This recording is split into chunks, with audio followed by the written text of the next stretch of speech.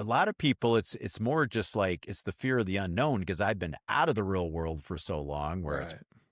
profit and attitude and, hard work and those things. There's kind of a fear of stepping in. And I had that for a little while. Oh, So wow. be honest, but I wasn't born like that. I was born the opposite, so that, yeah, transitions can be tough. Wow. Yeah. But as the Bible says 365 times, fear not. Yeah. Fear not. It's right. I love that. And a lot of it's just fear. Like, it's fear of the unknown. Just That's, jump in there. You'll be fine. So, and I know the Bible says that all the time, but that's one thing that I constantly have to work on. Everybody. Fear not. Fear not. Sure. Sometimes there are days I'm in a constant fear, and I can't explain it. Things but that's a human experience. Yeah. So, so it's like, sometimes I'm like, what is it? Why do I feel that way? Sure. And I question it. Uncertainty, right? And then that's when I start looking at what if this fails? Exactly. What if, exactly. Yeah. Can I do this? What if I don't look right in front of people I know? What if, Right. There's always that self. We all have that. Oh. Yeah. Well, it's good to know. I'm not the only one. It is. I mean, you look at a lot of the most successful people out there. I was listening to Rogan a month or two ago. He was talking about it. I mean, here's a guy who was on TV, martial artist. So, worked his way into the UFC commentator, went into comedy. He was pretty big name comedian. He was on the Stern Show. Naturally, I don't think he's phenomenal, but he's got the guts and the balls just to make things happen, Well, I think what's appealing with him is kind of like what we're doing. He just has conversations, and he just knows what questions to ask. He doesn't even have the questions, written out or anything. The questions come to him. He's phenomenally talented. He's great at this. He doesn't come off like an intellectual, but he's got a mind like one. So right, exactly. Like, his style maybe doesn't sound like he's an intellectual, that has multiple PhD degrees, but he's got the knowledge like one. But the point on him is that he was, so he's done all this stuff that's so brave. Right. And his agent called him a few months back and said, okay, somebody wants you to do a live comedy special. And he goes, live, like with no editing? He said, I'm not, that's too tough, Yeah. Forget it. I got 100 other things going on. And he goes, you know what? I have to go back to fighting through fear. Yeah. And he said, nope, let's do it. I know I need this, because that's what got me to where I am. So even seemingly the toughest and strongest and most successful people who you think would have zero reason to, they still feel it. Adam Sandler was talking about it. I mean, he's one of the most successful movie makers ever. Oh, yeah. If you look at total box office receipts, I mean, he was on Saturday Night Live when he was young.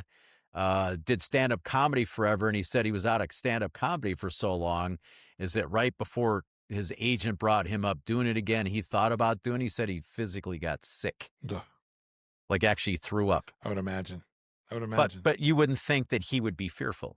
No, well, it's something he's already done before. He's got all the money he could possibly spend in 10 lifetimes or 100 lifetimes. Well, but even going back to something that he was clearly excellent at, because it's the fear of, I haven't done this for 10 years. Now I'm going back into that. It's way tougher than just doing 5 takes probably on every scene of a movie. So, well, who had it bad like that was Elvis. Elvis would stage fright? Stage fright. And he would almost get physically ill before he'd go on stage all the time. And he said once he got on stage, though, he fed off the energy of the crowd and it disappeared. It dissipated. He said, but that it was fear, like raw fear, going up every time he walked up those stairs to go on that stage. And the most successful team basketball player of all time was Bill Russell on the Celtics. Yeah. He said he threw up before every game. Yeah, I believe it. And he had 11 championships. You would think after the 9th, it's like, well, they're going to put a statue up of me in this city regardless of what I do, even if I stink it up the next. No, he still would throw up before every game. Yeah. Even after that much success. So, wow. Isn't that crazy? So, it's crazy. Yeah. So I heard another one too. Tom Hanks was saying it. He had interview I saw recently. He ran across Joe DiMaggio years ago when DiMaggio was still alive. And DiMaggio was like, I didn't see him play because that was like the 1940s, early 50s. But a lot of people said like he was just made it look so easy and was such a phenomenal player. Still the longest hitting streak in baseball history at 56 games. Pete Rose came to 42 in the 70s. Nobody's even been close, you know? And he said, Mr. DiMaggio, like meeting him, he goes, I used to just watch you, and God, you just made it look so effortless, and the swing and the fielding and the way you carried yourself. He goes, yeah, it looked like that on the outside, but on the inside, I was dying. Yeah. Like, really? Nobody would have guessed that. I can totally relate, though. There are days like I have like just fear, and I got to just give it all to him. And I try. Yeah. And honestly, that's a test. That's it's not as easy as it sounds to just say, oh yeah, and then to shut your mind off and say, okay, I gave it to him. I don't have to think about it anymore, because you still do.